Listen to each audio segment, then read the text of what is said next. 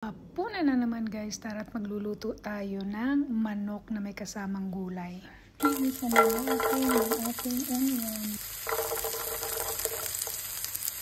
Ayun na, halo-haloin ang onion. Isusunod na natin yung ating red bell pepper guys. And then, halo-haloin ulit. Para bumango at maluto, lumambot ng konti. Sunod na natin ating garlic sa gitna. Ayan na guys, ilagay na natin ating tomato paste, ground cumin, ground coriander, at ground paprika. At halo-haloin natin para magkasama na silang lahat. At susunod na natin yung ating tomato sauce. At halo-haloin muli. At ang ating chicken powder broth. Mix, mix, mix again. Sarap na. Lagyan natin ng konting chili flakes guys.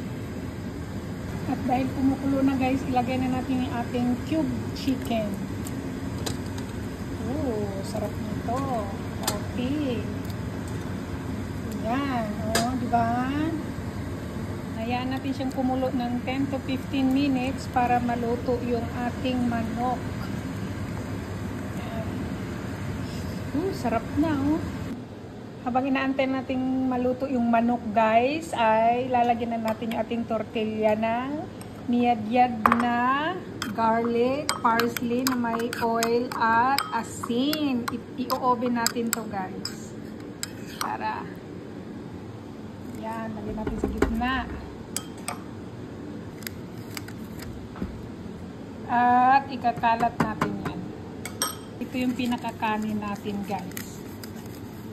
Ang bango ng parsley na may kasamang garlic at konting paminta at asin. Yan, kakalat natin yan. At ilalagay natin yan sa oven ng mga 5 minutes hanggang matosta siya guys. Ayan na guys, nakagawa tayo ng 6 na coated tortillas. Ilalagay natin sa oven yan. 6 lang yan guys ha. Ilalagay na natin sa oven guys. At isa pa.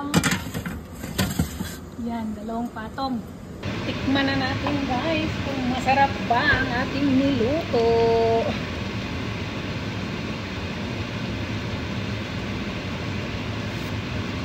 Perfect! Sarap na! At dahil luto na, budburan na natin ang ating final touch na ginayat na spring onion at parsley. Yan! Luto na ang ating hapunan guys. Kainan na! Yum, yum, yum, yum. Ito na guys yung ating toasted tortilla wrap. Sarap ng tingnan.